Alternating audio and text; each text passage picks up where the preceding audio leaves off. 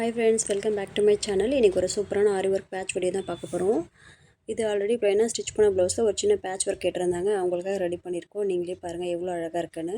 இந்த லோட்டஸ் வந்து தனியாக ஒரு மெட்டீரியலில் ட்ரா பண்ணி ஒர்க் பண்ணி பேட்சாக கன்வெர்ட் பண்ணி இதை டிசைன் பண்ணியிருக்கோம். இந்த டார்க் கலர் பிங்க்கில் இந்த பாட்டில் க்ரீனோட சீக்வன்ஸோட ஒர்க் ரொம்ப நீட்டாக அழகாக இருக்குது.